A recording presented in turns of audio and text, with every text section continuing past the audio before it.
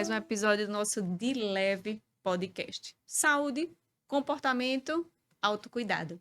E hoje a gente vai falar sobre um tema super especial, casamento. Casamento é a união voluntária de duas pessoas que decidem ficar juntas e ter uma família. Nos sites de busca, a palavra casamento ela vem constantemente associada à rotina e filhos. E como conciliar uma rotina com criação de filhos de uma maneira feliz? Será que existe um segredo para um casamento feliz, duradouro e cheio de amor? É mais ou menos isso que a gente vai conversar hoje. E a gente tem uma convidada super especial, doutora Larissa Gouveia, pediatra, mãe da Leleu, com o Guilherme agora no forninho, né, Larissa? Verdade. Muito obrigada por ter aceito o convite, seja bem-vinda.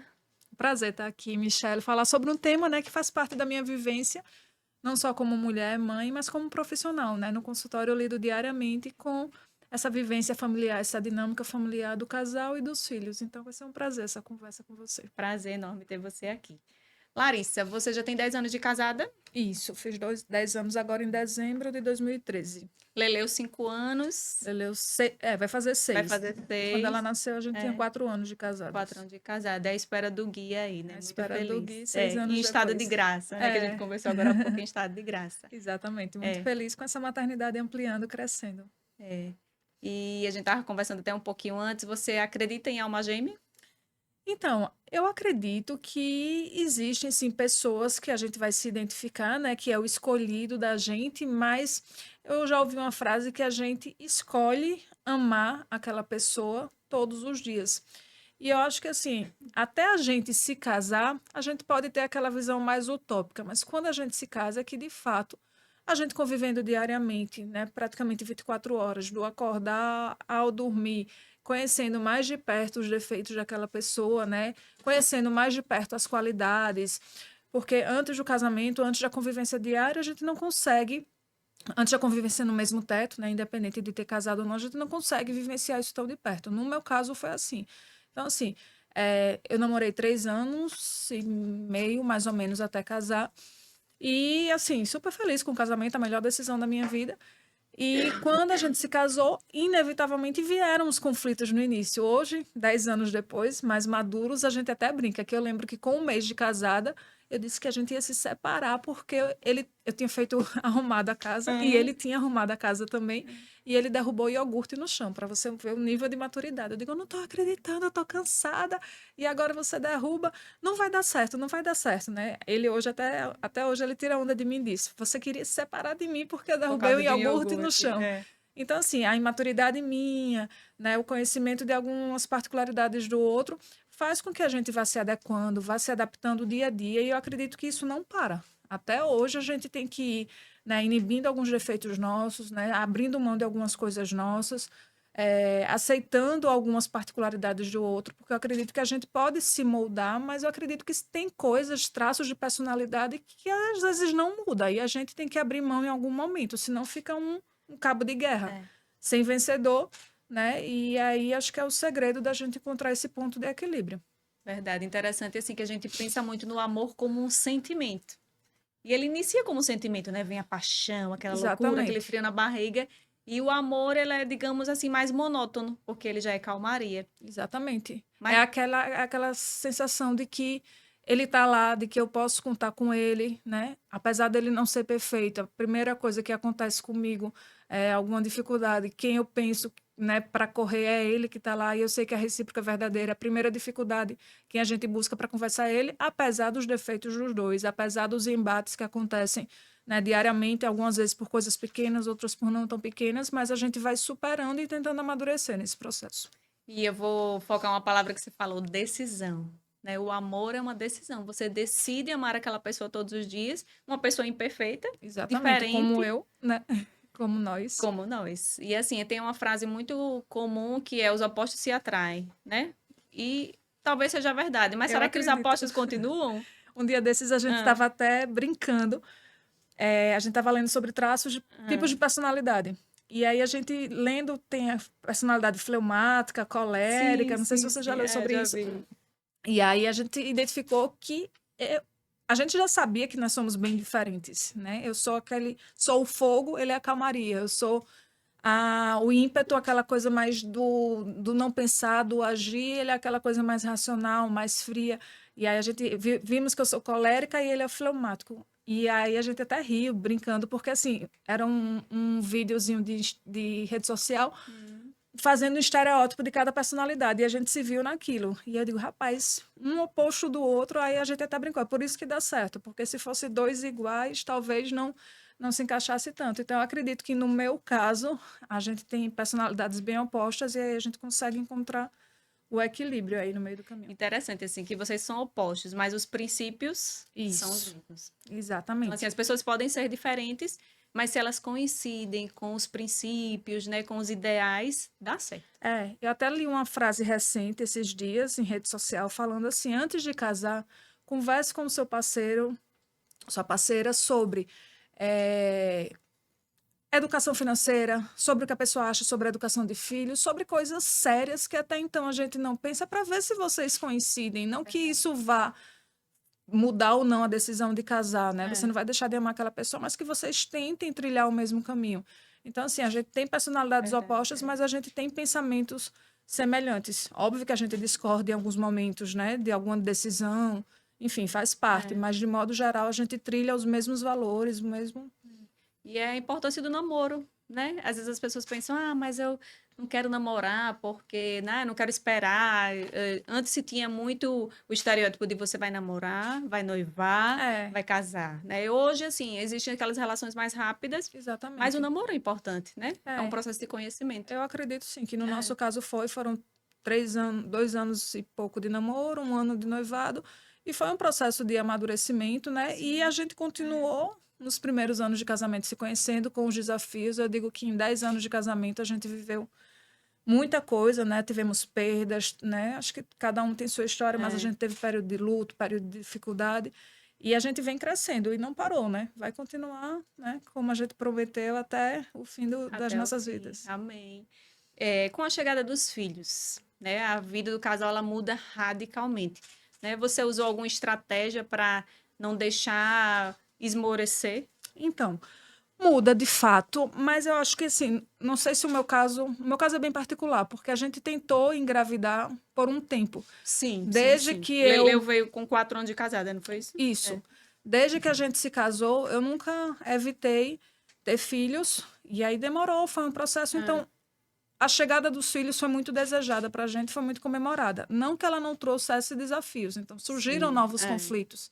Aquele período inicial de cansaço, de privação de sono, né? Ele sempre foi e é muito participativo, meu marido, mas a gente tem uma sobrecarga, a gente mulher tem uma sobrecarga mental muito grande de organizar, então tiveram períodos que surgiram conflitos novos, mas eu acredito assim que veio para somar, né? A gente se sente extremamente realizado enquanto casal e enquanto família, mas é fundamental os momentos a sós. Hoje a gente brinca que a gente tem os nossos momentos, são os nossos vales, a gente chama de vale, né? Nossos vales nights, que graças à minha mãe, né, que é a avó, eu tenho essa rede de apoio, eu consigo deixar minha filha uma noite, um final de semana, e a gente sempre sai, ou sozinho para jantar, ou com um amigo, casal de amigos para jantar, ou fica em casa assistindo um filme, fazendo nada, conversando, jogando conversa fora. Então a gente sempre tem um dia na semana que a gente consegue ficar só nós dois. Vocês estabelecem toda vez na semana um dia?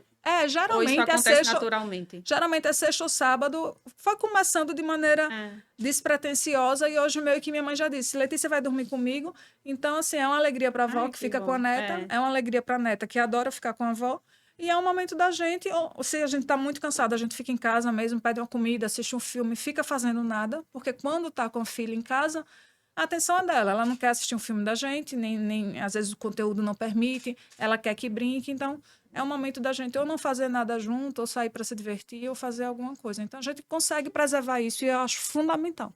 Fundamental. E assim, naquele momento você é só a Larissa e ele é só o Jorge.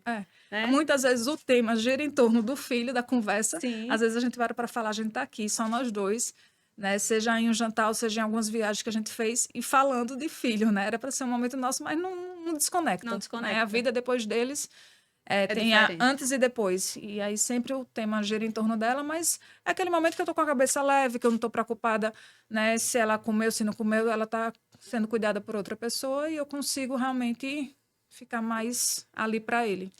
Aliviar.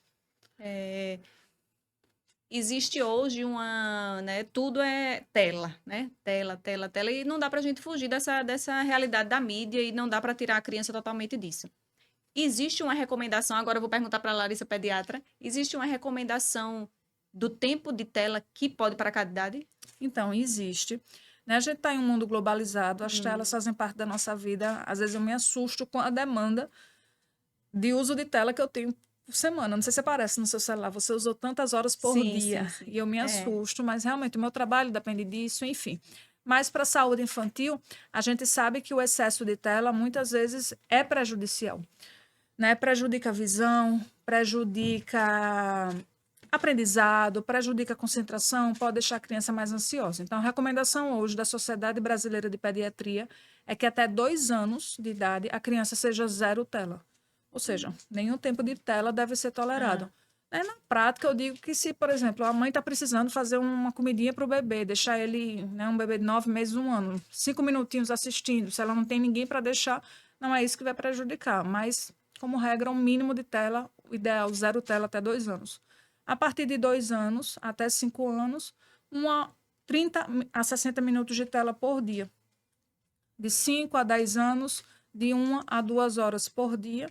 E a partir de 10 anos, adolescentes, até 3 horas por dia, mas sempre monitorados. A gente sabe dos períodos, né, que a rede traz para as crianças. Às vezes você clica em um conteúdo e surge outro. Então, é uma coisa que eu sempre friso para os pais. Sempre monitorar, né, o que os seus filhos estão vendo, o que estão tendo acesso, porque realmente cada vez mais penetra. E é uma coisa assim tão interessante que a gente até conversa. Não sei se vocês já perceberam. Meu sotaque é nordestino, muito forte, né? A gente tem um sotaque nordestino muito forte, mas a minha filha já não tem sotaque nordestino. Nossa, eu falo muito isso com o Rafael. Eles estão perdendo a geração. As outras crianças, YouTube. sotaque de YouTube, de fora, né? De outras cidades. Ela fala, a gente até brinca, de onde você fala assim toda carioca? Porque não tem ninguém que fala assim. O meu sotaque é nordestino muito forte, mas eles, né? E olha que eu tento não deixar largada, mas ela tem acesso à tela. Ela assiste de 1 a 2 horas por dia, compatível com a faixa etária dela, monitorada. Mas para vocês verem o poder que isso está tendo, né, na nossa geração. Isso é bem impactante. E você acredita que pelo fato de você ser pediatra, você se cobra mais, né, com relação à maternidade?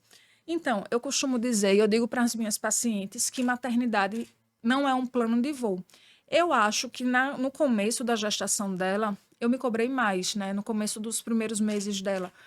Mas a própria maturidade me fez ter essa percepção que eu passo e que eu tento hoje em dia colocar em prática. Porque eu fui aquela que, né, eu cuspi para cima e caiu na testa, falando popularmente. Tudo que eu dizia que eu não ia fazer, acabava que fazia, porque assim, cada família tem sua realidade, cada um tem o seu momento. Então, assim, eu jamais julgo uma família que chega no meu consultório e diz que o seu bebê precisou assistir aos 9 meses 30 minutos de tela. Eu vou dizer, tem estratégia, se não conseguir, ok. Mas se é a realidade daquela família, eu vou tentar orientar da melhor maneira. Então, assim, de certo modo, eu sou cobrada, né? Existe a sua autocobrança? Existe uma certa autocobrança que eu tento lutar contra ela, né? Mas, assim, eu acho que o que eu passo também sobre a minha vida, na minha rede social, e as pessoas que me conhecem, que conhecem a minha dinâmica familiar, sabe que eu sou muito tranquila e muito verdadeira com relação a isso. Eu tento trilhar nos caminhos do que eu prezo para a saúde infantil da minha filha. Por exemplo, eu quero promover saúde a longo prazo para as crianças, então eu promovo a alimentação saudável, eu oriento os pais sobre uma nutrição adequada para os seus filhos, é o que eu trago para dentro da minha casa.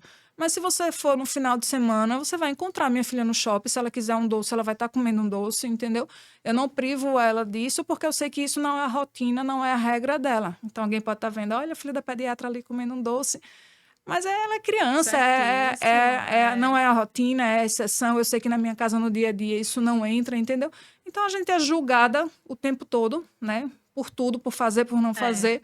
Então, assim, eu tô mais leve com relação a isso. Tem até uma história interessante de um sábio, que ele era muito sábio, e as pessoas faziam fila para ir até ele para pedir conselhos. E você falou essa história do doce, eu lembrei dessa história muito interessante. E a mãe era muito preocupada com o filho, porque ele se alimentava mal, ele comia muitos doces, e ela não estava conseguindo tirar essa rotina dele. E ela foi, né, consultar o sábio para ver como que ia proceder. E ela chegou, enfrentou uma fila gigante, e quando chegou no sábio, e disse, o que eu faço? Me diga sua sabedoria, o que eu faço para tirar esse costume dele de comer doce? O sábio olhou assim e disse, volte daqui a uma semana. Com uma semana ela enfrentou novamente a fila com o filho e chegou para o sábio e disse, o que eu faço? Né? Passou uma semana, agora me diz, o que eu faço? Ele disse, olhou para o menino e falou, pare de comer doces, em excesso faz mal. Reduza. O sábio falou para o filho, Para criança. para a criança. E ela disse, sábio, eu não quero contestar o que você falou. Mas por que você não me disse isso semana passada? Eu vim de novo, enfrentei novamente a filha. Ele disse, porque semana passada eu comia muitos doces. É, Então, assim, né? Às vezes exatamente. você pode fazer uma coisa que é aquela coisa, as palavras educam, mas o Isso, exemplo arrasta, arrasta. né? O importante é você saber do equilíbrio, né? Não, meu filho vai comer doce de vez em quando, e isso é normal, isso é natural, e cuidado com essa autocobrança, porque existe muito, voltando para a mulher, essa cobrança de ser a mãe perfeita. Uma coisa muito interessante que eu vejo no dia a dia do consultório é o seguinte: na minha anamnese, na minha entrevista com a família, sempre faz parte a avaliação do sono da criança. Então, geralmente eu Sim, pergunto que horas dorme, que horas acorda, quantas sonecas, se acorda de madrugada e onde a criança dorme, se é no quarto próprio, se é no quarto dos pais. E quando a criança é maiorzinha, né, depois de 2 anos, e que ainda dorme no quarto dos pais, geralmente eu pergunto, dorme aonde? E a mãe me diz, ai, doutora, ainda dorme no meu quarto. E que eu digo, ah, minha tem 5 anos e ainda dorme. Você precisa ver a cara de alívio delas, né? Porque se sente meio que acolhida, compreendida. E eu digo isso, ó, eu também lutei, eu tentei que ela não dormisse, mas foi indo. Até comentei nas redes sociais esses dias, ela já estava no quarto dela. Agora, com 5 para 6 anos, a gente conseguiu colocar ela no quarto. E agora, com a chegada do bebê, né, com a gestação, ela tá querendo ficar mais perto de mim. E eu tô com zero pressa que ela saia, porque eu tô vivendo aquele processo de que ela não vai ser mais filha única. Então, assim, com relação a isso, né, a gente quer a individualidade da criança, a gente recomenda que já durma no quarto dele, até para que o casal tenha momentos de privacidade, de assistir televisão sozinhos, enfim, de conversar.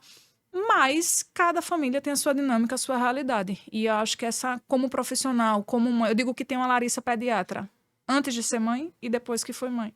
Depois que eu fui mãe, eu consigo entender muito mais, né, esses dilemas do dia a dia que acontecem com as famílias e ter muito mais empatia, né, saber que cada família tem a sua realidade. É um mito que a criança que dorme muito tempo na casa dos pais fica insegura, existe esse mito. O que é que a gente É, sabe? Que as crianças que têm suas necessidades atendidas, né? Seja colo, seja saber que sempre tem alguém ali por perto, são adultos e crianças mais seguras e sim. confiantes.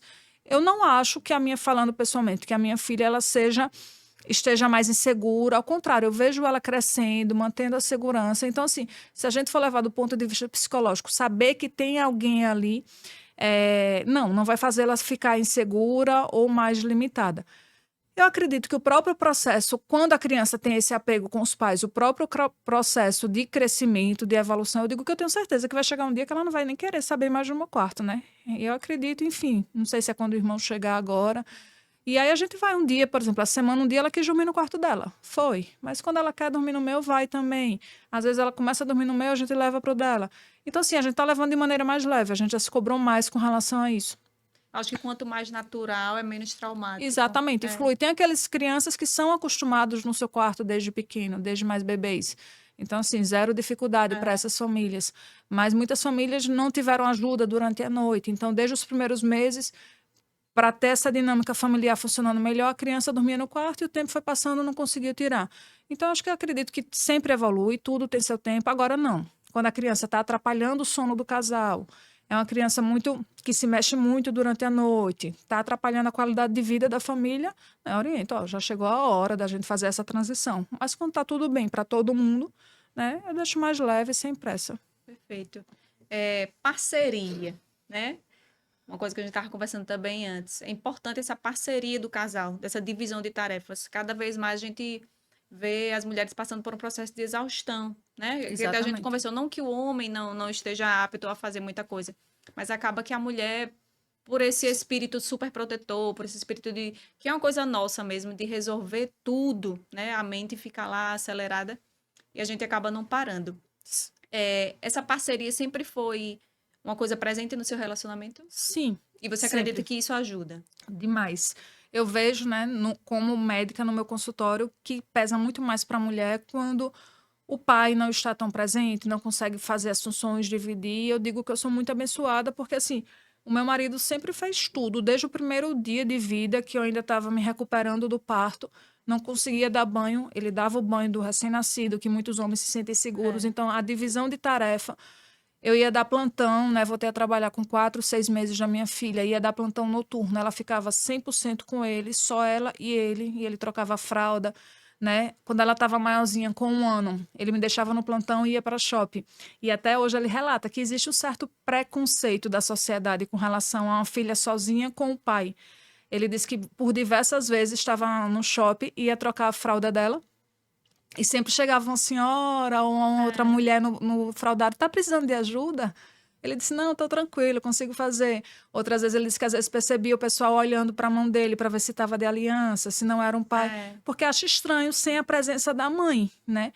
A gente sempre, às vezes, tinha dificuldade em viagens, até hoje. Se precisar levar a criança no fraudário, geralmente o fraudário está onde? No banheiro feminino, né? O trocador está no banheiro feminino, porque delega-se para essa mulher, para a gente, enquanto mulher, a função do cuidar do filho 100%. E eu não, eu tive essa divisão desde sempre até hoje. A gente divide, mas, é o que a gente estava falando, a gente, mulher, acho que pelo próprio funcionamento do nosso cérebro, a gente tem essa sobrecarga mental.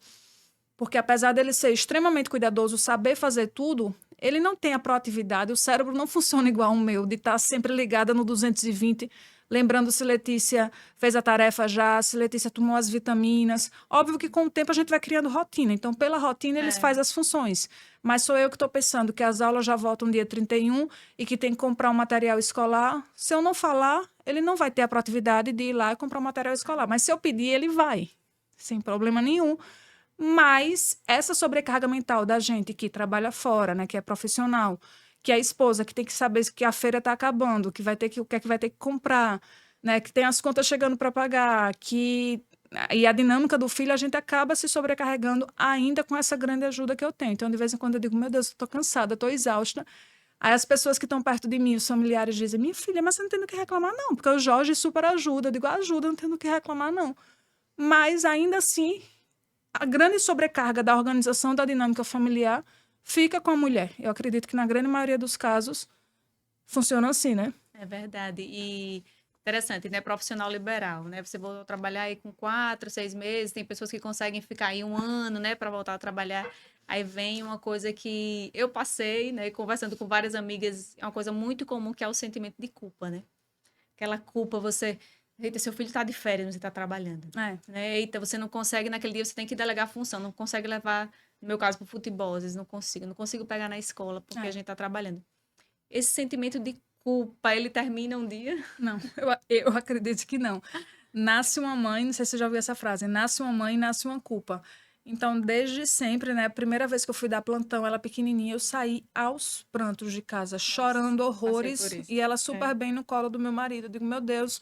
E eu dizia, não vou mais trabalhar, tá decidido, vou parar, não vou mais ser médica, vou ficar só em casa cuidando da minha filha. E aí, eu conversando com outras mães, todo mundo acaba tendo essa Esse sensação no dilema, é começo. um dilema. Mas, ao mesmo tempo, quando a gente volta a fazer o que gosta, quando eu estava lá no plantão, né, às vezes eu até chegava meio tristinha, porque estava longe dela.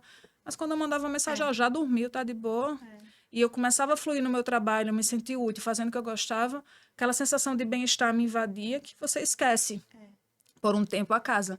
Então, eu até digo para as mulheres que estão no dilema de voltar ao trabalho, eu digo, ó, não é fácil, mas você vai ver como é bom voltar também, se sentir Demais. útil, se desconectar de se tá de xixi, se tá de cocô, saber que tem outra pessoa cuidando e você volta, né? Até porque a vida continua, a gente segue.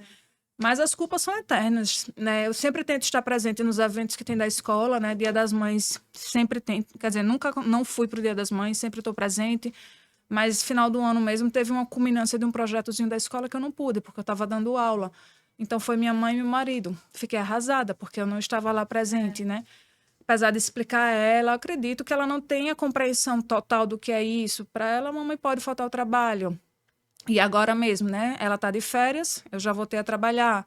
Então fica naquela cobrança, chego em casa de noite cansada, mas aí tento dar um mínimo de atenção. Então, mesmo estando 100% na vida dela, em todos os grandes momentos, ainda dá aquela sensação de que não foi suficiente. Agora eu já sinto uma culpa antecipada. Estou feliz da vida, assim, em estado de graça por estar gestante. Agradeço a Deus todos os dias. Mas eu já estou vivendo meio que um processo de uma certa tristeza, não diria tristeza, mas de uma culpa também, que ela não vai ser mais a filha única. E aí eu já me pergunto, será que eu vou dar conta? Como é que eu vou dar atenção para os dois? Enfim, é um processo contínuo, né? Mas assim, a vida que segue, a gente vai ajustando as demandas, né? Aprendendo a lidar com isso, né? E até uma coisa interessante que às vezes a gente se preocupa muito que nosso filho vai ser, né? A gente quer passar, né? Lógico que a gente quer que nosso filho seja o melhor. Então existe essa preocupação, meu Deus, o que será que meu filho vai ser quando crescer? Mas se a gente passar princípios, passar valores, né? Se o seu filho for ético, independente do que ele escolher, ele vai ser bem-sucedido. É como você disse, o exemplo arrasta, né? Uma vez eu conversando com uma psicóloga sobre algumas coisas, né? Eu sempre fui assim, eu era aquele perfil de aluna estudiosa, a dita CDF da sala, que só tirava 10, enfim. E Letícia já não tem muito esse perfil de parar e gostar para estudar, enfim. Aí, por diversas questões, eu conversando com uma psicóloga, e a psicóloga chegou para mim e disse, Larissa, no mínimo, o que sua filha vai se dar é muito bem na vida. Porque ela é comunicativa, é extrovertida, ela tem exemplos em casa, ela tem valores, né? Você está criando valores nela, não importa o que ela vai ser. Se ela escolher a profissão A ou a profissão Z, ela vai ter isso. Então, eu acho que, independente, né? A gente não vai conseguir ter aquele controle dos nossos filhos, até porque a gente não quer adultos frustrados, né? Não adianta eu projetar nela uma vontade minha. Então, eu tenho que criar uma boa filha, né? Dentro dos princípios que eu acredito, dentro do princípio do cristianismo, né? Do amor ao próximo, né? Da fé, da verdade, os valores que norteiam a nossa família para que ela tenha como exemplo. E aí eu acho que esse é o caminho do sucesso, né? Perfeito, verdade. Eu até acredito que a gente tem filhos para nos educar também. Exatamente. Porque a gente vem cheia de imperfeições e de traumas do passado. E de traumas do passado. Né? Uma coisa interessante que eu passei por isso e passo por isso ainda com o Miguel, com meu filho, que minha mãe tem um negócio, você compra roupa, né? Comprou roupa nova, vai ter o dia de usar roupa nova. E o Miguel, ele quer sair com a roupa nova já da loja. E ele fala, mãe, mas eu gostei tanto da roupa, por que eu não posso usar roupa? Eu gostei tanto do sapato, por que eu não já posso usar o sapato? E no começo eu não deixava de jeito nenhum, eu argumentava isso com ele seriamente, que é isso, Miguel? Por que você vai sair com sapato? E depois isso foi entrando dentro de mim, ele sempre falava isso, mãe, mas eu gosto, eu quero usar essa roupa logo, eu amei. E isso, uma noite assim, me veio um estalo, eu digo, meu Deus, realmente. Porque eu lembro que às vezes... Tu não sabe o amanhã, né? Pra que guardar, né? Por que não? Então, assim, ele me tirou tantos traumas, né? Não sei se traumas, mas tantas coisas fez ter esse insight, né? Me fez desmistificar isso. Às vezes ele quer usar uma sandália, eu me digo, não vai de sandália não, bota um sapato. E ele, mãe, mas por quê? Por que é proibido? Porque não é proibido? Pode, né? Porque eu não posso. E uma vez, e isso foi, pra mim, foi perfeito, que me educou, era uma festinha da escola, e eu comprei uma roupa pra ele de super-herói, todos os amigos iam de super-herói, as mães comentando no grupo que iam qual super-herói, enfim, e era uma febre de super-herói. E era um bloquinho que a escola ia ter na frente da escola, e ele disse, mãe, eu só vou querer usar um chapéu. Um chapéu, a gente tinha viajado para o Rafael, meu marido tinha comprado um chapéu do Oktoberfest, assim, de Blumenau. Aí eu, não, Miguel, você não vai só de chapéu. Todo mundo vai de fantasia. E ele, não me importa. Eu não importo, mãe, não me importa se todo mundo vai de fantasia. Eles ensinam, eu só quero ir com esse chapéu. Interessante que muitas mães vieram falar comigo, Michele, por que o Miguel não quis ir de fantasia? Eu disse, não sei, ele não quis. E assim, eu acho que veio me educar. Isso. Então, isso é fantástico. Eu acho que os filhos, eles veem isso mesmo para tirar a gente do eixo. E a gente ter a capacidade de perceber isso e se permitir mudar é um grande desafio para a gente. Grande desafio. Eu ouvi de uma amiga também que está se formando em psicologia e ela me falou, Larissa, a mãe que você é hoje, ela já foi criada na sua infância. Ou seja, a criança que você foi, o exemplo que você via dos seus pais, muitas coisas você reproduz hoje. E hoje eu me pego muitas vezes repetindo frases que minha mãe falava, tentando lidar do jeito que minha mãe falava. Então, eu tenho hoje uma responsabilidade na forma de criação dos meus netos, né? Porque ela vai reproduzir muita coisa. Ela já reproduz muita coisa do que ela ouve a gente no dia a dia. Né? Ela tenta falar com a gente de algumas maneiras hoje que a gente fala com ela, e eu digo, ela tá repetindo o que eu falei. Meu marido diz, olha, ela tá falando aquilo que você falou, né? E a gente vai se poldando mesmo, é um processo constante. De fato, eles ensinam demais a gente. E quanto mais você se ama, você acha que mais você é amado? Você acredita eu nisso? Acredito no relacionamento? Que a gente está bem, Não necessariamente quanto mais eu me amo, mais eu sou amada, mas eu acredito que quanto eu mais me amo, mais eu me permito ser amada, mais eu consigo Perfeito. perceber, entendeu? Mas a gente estando bem consigo mesma, se você tá bem, você consegue tá com você, você consegue estar bem com todo mundo, né? Mesmo que, né, o mundo, o dia esteja aí caindo. Não sei se você já teve aquele dia, né? Eu acordei feliz e nada vai me abalar. Então, se você tá bem consigo mesmo, pode vir o que vier, né? Você consegue contagiar e você consegue se permitir ser amada. Então, acho que você também ter esse bem-estar, esse momento de autocuidado com a gente é fundamental. É uma coisa que eu tento, apesar da minha escassez de tempo, mas tem coisas que eu tento não abrir mão, que são momentos meus. Nem que seja a minha horinha de atividade física, eu digo que é minha, né? Às vezes eu tenho que fazer. Sempre foi muito. Você faz atividade física 5 horas da manhã. Eu digo, isso não é sacrifício nenhum para mim, porque é uma hora Prazer. que me dá É. prazer. É a hora que eu se encaixa no meu dia a dia, porque eu trabalho de 7 da noite às 7 da manhã. E por que não vai de noite? Porque de noite é o tempo que eu tenho com minha filha. 5 horas da manhã ela está dormindo, eu não vou perder tempo com ela. Então a gente vai É. abrindo mão de uma coisa ali, outra ali por um momento, né? Tem o meu momentozinho de fazer uma drenagem, de fazer uma unha uma vez na semana que seja, mas que é um momento que eu consigo estar ali, tomar um cappuccino, respirar, ser só eu, não ser esposa de ninguém, não ser mãe de ninguém e ter um momento. Eu acho que toda mulher merece isso, né? Faz parte da nossa saúde mental, inclusive. Um momento com amiga que na minha vida nem é tão comum, mas de vez em quando um almoço com amiga para É. você conversar 40 minutos que seja, enfim.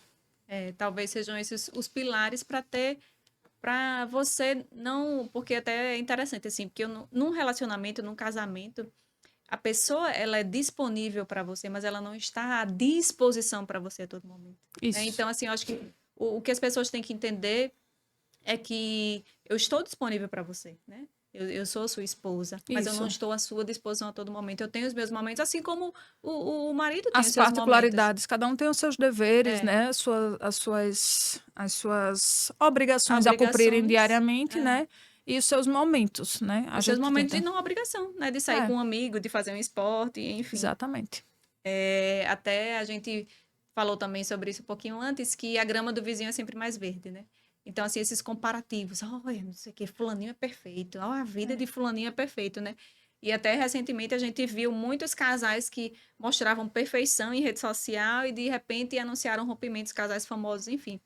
Então, assim, esse comparativo, às vezes, é o que adoece as pessoas. Exatamente. É o que eu falo, às vezes, assim, para a gente ter muito cuidado com os nossos adolescentes que já têm livre acesso à rede social, porque se a gente adulto muitas vezes não tem Se pega. maturidade para pensar que aquilo ali é um recorte perfeito da vida de cada um, né? Porque você vai postar, a gente vai postar já já, a gente tá aqui feliz da vida, numa entrevista legal, mas eu posso estar com um problema em casa, você pode estar com um problema e a gente tá aqui, vida que segue, e posta aqui feliz da vida, né? Então, se a gente muitas vezes, né, se você, não sei se já aconteceu com você, às vezes a gente não tá num dia tão bom, tá com um problema sério, tá com uma bad vibe, né? E você vai olhar o Instagram, poxa, tá todo mundo feliz e eu É, aqui, né? Você é adulto, não tem maturidade, então imagine um adolescente que ainda está com o cérebro em formação, com a personalidade em formação, olhando o Instagram cheio de filtro, que todo mundo é linda, né? Corpo perfeito, todo mundo tem uma vida saudável, porque a gente posta o shot matinal, né? Posta é, o chá verde, mas poucas pessoas vão lá e postam que comeram uma batata frita com hambúrguer é, e refrigerante porque é. estava com vontade. Né? Então a gente tem que saber que tem a vida real de cada um, né? E que aquilo ali é um recorte. Então, na maternidade, não tem maternidade perfeita. Eu digo para as minhas pacientes, às vezes uma chega, ai, doutora, eu acordo a noite toda, as minhas amigas já dormem, será que isso é normal? Eu digo, ó, o seu está com esse problema de sono, mas vamos ver as coisas positivas. Você teve super facilidade na amamentação, seu bebê é saudável, nunca adoeceu, nunca ficou internado.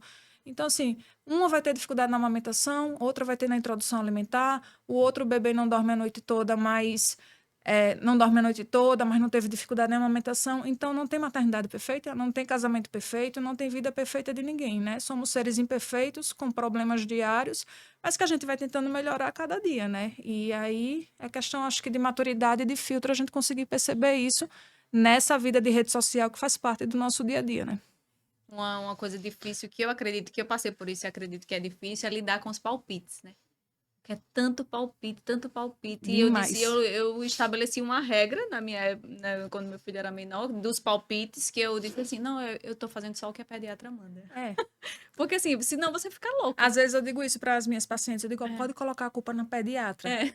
E olha que eu sou pediatra, e eu ouvi muito palpite, parecia que as pessoas ignoravam, né? Às vezes eu botando minha filha para dormir, dava balançando, aí chegava uma e dizia, ela vai vomitar, vai golfar. Eu digo, vai não, isso não vai fazer ela regurgitar, não.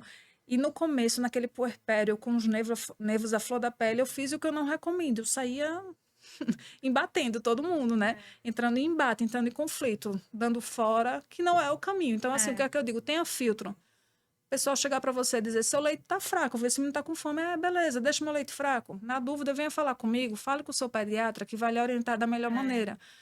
E seu leite tá fraco, eu dei isso pro meu filho, no instante ele ficou mais tranquilo, eu dormi a noite toda porque eu complementei. Lembre que seu filho não é igual ao filho do outro, né? Cada criança é única, então é palpite em tudo, é palpite na acho que duas coisas que as pessoas gostam de dar palpite é gestante, é gestação e é maternidade. São dois temas que a gente sente muito. Na gestação, pelo amor de Deus, você vai comer isso, ou senão você vai fazer. Muita gente chegou para mim, você vai parar a atividade física, né? Aquele crossfit que você fazia é perigoso.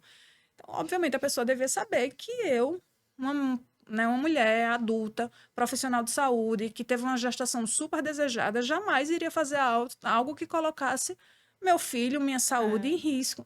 Mas as pessoas sempre vêm tentando invadir. Essa semana chegaram para minha filha, semana tem uns 10 dias. Eita, Leleu, agora vai ficar de lado, né, com a chegada do irmãozinho. Muito comum. Então, até, né, eu digo, minha gente, falar isso para uma criança. Então, eu não sei o que falta, às vezes, se é filtro, né? As pessoas têm que, muitas vezes, assim, pensar antes de falar, porque às vezes machuca outras pessoas. Já atendi mães extremamente angustiadas, dizendo, meu Deus, doutora, eu acho que meu filho tem isso, isso e isso, baseado em quê? Em palpites alheios. A gente já está num momento tão frágil que é o puerpério, quando nasce um novo filho, principalmente se for o primeiro filho, cheio de insegurança, cheio de medo, e aí de repente você ouve de uma amiga que é para fazer assim, de uma cunhada que é para fazer assim, da sua mãe que é para fazer assim, da sua sogra que é para fazer assim, você se vê cheio de informações. Isso, assim, é um turbilhão de emoção na vida de uma mulher que já está em um momento de fragilidade e labilidade, né? Então, realmente, a gente tem que Eu passei por uma situação assim, que esses palpites, que meu filho tinha muita cólica, Miguel tinha muita cólica, e eu emagreci muito porque eu seguir a risca a dieta da nutricionista para ele não ter cólica.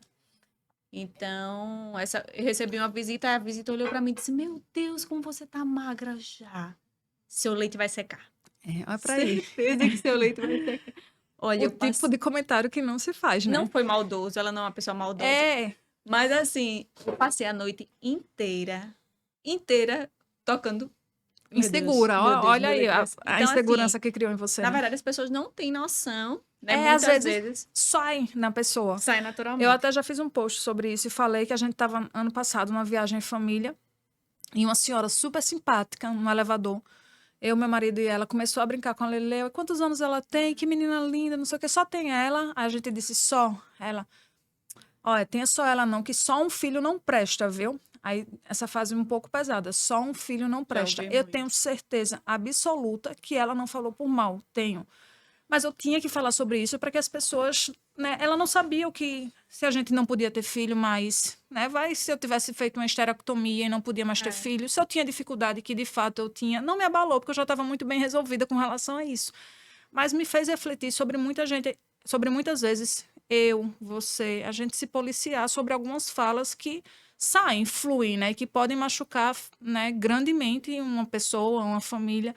Então é um exercício diário de pensar antes de falar, né? Eu gosto muito de uma frase que diz assim, se o que você for falar, né, não for somar, não fale, né?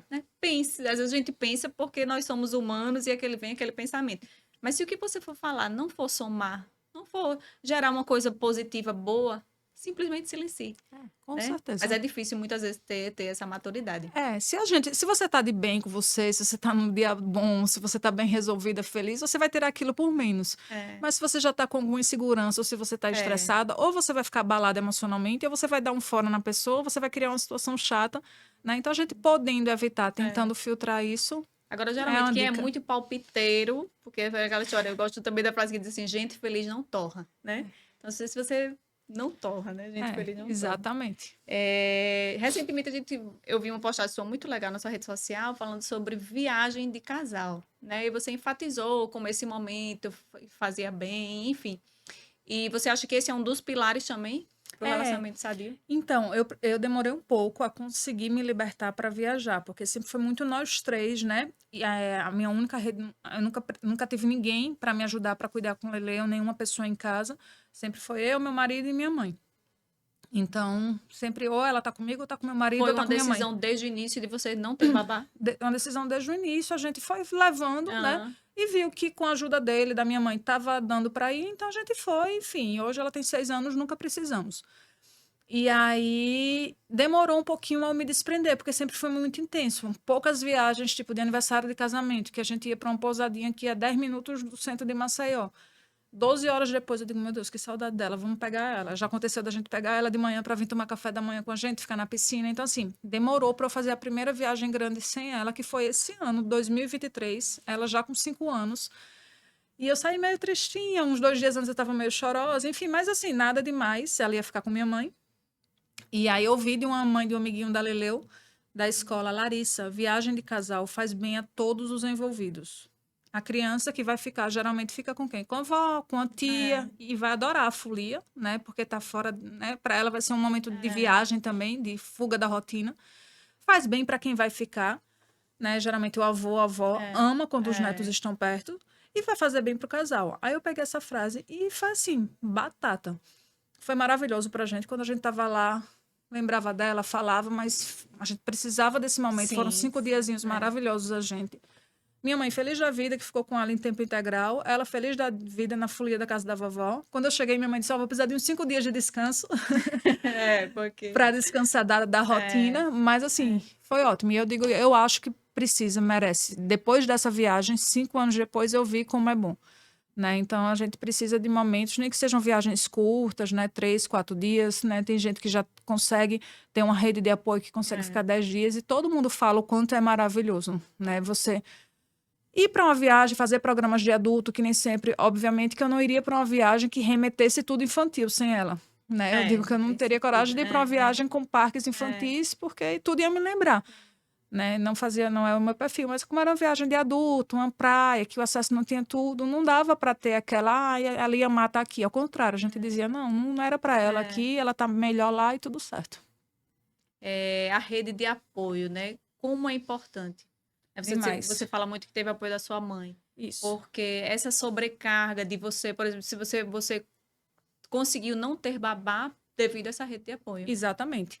Né, o fato da gente ser profissional liberal, né, eu ser médica, fazer o meu próprio horário, meu marido é advogado, também tem alguma certa flexibilidade de fazer alguns trabalhos de casa, de ter certa flexibilidade de horário e a disponibilidade da minha mãe, né, nos permitiu, né, criar ela e deu tudo certo. Mas é o que eu digo para as minhas pacientes desde a consulta pré-natal. Ter a rede de apoio é fundamental, né? Juntos somos mais fortes. E não sei se você sabia, mas nas comunidades mais primitivas, né, comunidades indígenas, comunidades de tribos da Austrália, enfim, nas comunidades que ainda vivem de modo mais primitivo, quando nasce um bebê, todas as mulheres da comunidade vão ajudar a cuidar desse bebê. Então, é uma atividade coletiva. E aí é que surge o conceito de rede de apoio. A sua rede de apoio pode ser o seu marido, né, só, mas você tem aquela pessoa ali para que cuidar. Pode ser as 2 avós, pode ser as tias, pode ser uma babá, pode ser uma enfermeira, mas você tem a quem pedir ajuda, né? No começo, eu fui muito aquela leoa, eu não queria ajuda de ninguém, né? Eu lembro que eu exausta, privação de sono, a minha mãe dizia, menina, vá dormir, o meu marido vale, eu digo, não, mas ela tá precisando de mim, enfim. E aos poucos eu consegui me desprender disso e realmente delegar, enfim. E eu acredito que nessa segunda, como eu vejo até os exemplos do consultório, vai ser mais leve com relação a isso, né? Você quebra muitos paradigmas. Mas é o que eu tento dizer para as minhas pacientes de mães de primeira vez. Tenha a sua rede de apoio. Seja babá, seja enfermeira, né? Seja um cuidador, seja mãe, avó, enfim. Mas ter alguém para com quem contar vai fazer toda a diferença. Tem até uma frase, pai não é rede de apoio. Pai é pai, que tem as mesmas funções de mãe, né? Não é obrigação do pai, não é um mérito do pai ajudar. A gente ainda vê como isso. Nossa, um pai que ajuda, parabéns, Nossa, viu? ele Você ajuda, parabéns. é, Você merece, você é um é, paizão porque ajuda. Ele é um pai é, que tá fazendo a função de pai. Né? A gente tem é que tirar um forte pouquinho isso. isso da sociedade. Nossa, esse paizão ajuda, tá de parabéns. Não é a função. Né? A gente parabeniza como um reforço positivo, É, né? é, Continue. é, Mas que deveria ser o comum, né? Mas, é. infelizmente, ainda em algumas famílias, em algumas realidades, não é. Né? Creche ou babá? Então, É, isso eu até assisti uma aula sobre isso. Veio uma aula muito legal de uma professora é. de São Paulo e não tem uma resposta certa. Depende muito de cada É. dinâmica familiar. Tem Porque assim, a famílias. gente falou agora da rede de apoio, mas tem gente que mora longe de pai, longe de mãe, Exatamente, né? não Não tem. tem ninguém, não é? Essa rede de apoio, É, infelizmente, não é a não é para realidade da todos. maioria. Ao É, contrário, eu vejo que a maioria precisa, né? é. De ajuda externa. Então, creche ou babá. Não tem uma resposta correta. Vai depender da dinâmica da sua família. Tem famílias que dizem, ó, em vez de pagar um salário, eu prefiro colocar numa creche porque vai ficar mais perto do meu trabalho, porque eu já conheço, porque eu vou me sentir mais seguro. Ou tem gente que, não, eu não quero ir para a creche porque eu tenho medo que adoeça, eu prefiro que fique em casa, né? Eu prefiro que fique no cantinho dele, na rotina. Então, a gente entende um pouquinho o que é que eu faço nas minhas consultas, quando essa pergunta chega para mim. Eu entendo um pouquinho como A dinâmica funciona a dinâmica familiar. daquela família, como é a personalidade dos pais, oriento os prós e contras, né? Dou dicas de como se sentir seguro em ambas as situações para que a família decida, né, o melhor caminho a seguir. É, e assim, a gente vem cada vez mais aperfeiçoando, né? Por exemplo, assim, creches muito boas, com todo o sistema de Exatamente. câmera. Hoje as creches têm É, todo um acolhimento da criança, de estimular o desenvolvimento, enfim, inevitavelmente, né? Creche é um fator de risco para adoecimento, porque são muitas crianças, né, em idade pequena, né? Os livros de pediatria me dizem que creche é um fator de risco para adoecimento. Então, assim, as famílias que têm possibilidade de segurar de e sair da retardar. creche É. quando a criança já está com o sistema imunológico um pouquinho mais maduro, depois de um ano, eu digo, ó, joia. Se não tem, entra, a gente orienta as estratégias para garantir uma melhor imunidade para essa criança, mas eu deixo ciente que, querendo ou não, vai adoecer, faz parte do processo, a maioria doenças não graves, benignas, autolimitadas, mas é algo que não tem como fugir. E o início do ano escolar? Já existe um consenso? Porque tem, não, bota com 2 Sim. anos. É, Não, geralmente, assim, ó, se eu não me engano, a obrigatoriedade é a partir de 4 anos. A é. partir de 4 anos já tem que estar matriculado em uma escola toda criança. O que é que eu acho na prática? Uma criança, assim, por volta de um ano e 9, 2 anos, está numa idade boa para entrar. Eu coloquei a minha filha com 1 ano e 9, ela ia fazer 2 anos em março, ela entrou em janeiro, fevereiro, quase 2 anos, e eu achei uma idade boa. Mas tem gente que, justamente por não ter rede de apoio, por achar que a criança, né, tá naquela monotonia em casa, não brinca mais, ou até crianças que têm algum atraso da linguagem, que estão precisando do contato com outra criança, entram um pouco mais cedo, com 1 ano e meio. Enfim, também é uma coisa mais individualizada. Eu tenho famílias que têm toda a rede de apoio, que a criança está super bem desenvolvida, que a criança consegue ter uma rotina de ir para parquinho brincar, ter momento de lazer, faz musicalização, é cheio de atividades que a família disse, ó, só vou colocar na escola com 3 anos. Então, acaba individualizando. É porque se, por exemplo, ela também colocou na escola e se quando a criança adoece, às vezes não tem com quem deixar, né? Então, às vezes Exatamente. retarda essa questão de ficar em casa, né, com a babá Exatamente. para Pensando que não vai ter esse é, apoio no adoecimento é, infantil, né? porque realmente a criança com febre, né, Não ela deve ir volta para a para casa. escola. Hoje a gente vê muito essa questão, novamente voltando para a rede social, né, dos pais às vezes não viverem tanto os momentos com os filhos, né? A gente tava até conversando uma coisa que aconteceu no show do Coldplay, que o vocalista ele fingiu que caiu, né? Para todo mundo olhar para ele. E ele pediu que pelo menos uma música as pessoas assistissem sem o celular, vivessem aquele momento. E a gente vê hoje tudo que o filho faz é postado, né? Eita, e a gente quer isso, porque a gente quer ir até uma forma da gente guardar e ver depois aquilo é tão gostoso, É. É uma né? verdadeira, assim, também exercício que, pelo que a gente lê, né, não é É, recomendado que você fique o tempo todinho ali postando, né? Vocês veem que eles aprendem por imitação, porque vem o pai e a mãe o dia todinho. A gente tem celular o dia todo, então os bebês de 9 meses, hoje, se botar um celular na frente deles, eles não vão colocar no ouvido, porque não é mais só para não, ligação, eles vão pegar o dedinho e vão é, ficar tentando passar. Então, assim, é tentar se controlar, é um exercício meu diário que eu tento diminuir, né? E as crianças, às vezes, não precisam de tanto, eles precisam de tempo de qualidade. É uma coisa que é um exercício meu também. Porque a minha filha fica extremamente estressada se eu tô com ela e com o celular do lado. Aí ela, vou jogar esse celular longe, mamãe, não sei o quê. Bem que a vovó disse que você só vive no celular. Porque como meu trabalho, tem muitas mães que me ligam, mandam mensagem por criança doente, então eu sempre tô com o celular perto. E como ela fica feliz se eu deixar o celular 30 minutos longe e ficar ali inteira para ela. Então, é tão pouco, né, do meu dia, 30 minutos, mas que para ela significa muito. Então, é um verdadeiro exercício da gente realmente curtir o momento, a gente fica querendo gravar os momentos, né, e muitas vezes não vive, né, é um desafio meu, a gente vive de rede social, né, é realmente um vício, mas a gente precisa realmente, nossos filhos precisam desse tempo de qualidade da gente. Não é muito, né? Mas eu sei que a gente trabalha, às vezes eu chego cansada do trabalho. Ontem mesmo, estava cansada, trabalhei de 7 às 7. Aí cheguei, ela disse, mamãe, eu ganhei uma boneca nova, você não vai nem trocar de roupa, você vai sentar no chão comigo para brincar. Eu digo, meu Deus, tudo que eu queria agora era tomar um banho, deitar, assistir televisão e dormir. E ela ficou insistindo, mas mamãe, eu esperei o dia todo para que você brincasse de boneca comigo. Resumindo, ontem ela acabou que ela dormiu e a gente não brincou. Hoje, a primeira coisa, 6h30 da manhã, ela, mamãe, vem brincar de Barbie comigo. E aí eu fui, fiquei lá, fiquei 15 minutos. Mas foi um tempo de qualidade. Ela amou, ficou feliz da vida, realizada. E interessante que se fala muito nas linguagens do amor, né? Que é tempo de qualidade, né? Ato de serviço, às vezes é uma besteira que você faz pelo seu filho ou pelo seu marido, né? Não ajuda, uma brincadeira de boneca, né? Uma palavra de afirmação. Eita, Leleu, como você tá linda hoje, ou pro seu esposo, né? Então, assim, identificar a linguagem, aí vem o toque né? Físico, né? Então, assim... É outra coisa. Esse teu livro, né? As linguagens fantástico. do amor para a criança. Acho que todo pai merecia ler para a gente conseguir ter... Principalmente nesse tempo, que a gente não consegue ter atenção plena, você não consegue ser 100% presente, mas se você consiga dar o máximo para o seu filho diante daquilo que ele mais absorve. E eu vi um dado que foi da Sociedade Brasileira de Pediatria, falando que eu fiquei impressionada com essa pesquisa, que na pesquisa eram várias coisas que as crianças assim se sentiam, eu sei que foi um índice de 89,7% das crianças se sentiam trocadas pelo celular. Eu já precisei refletir muito, porque muitas vezes ela ficava extremamente irritada.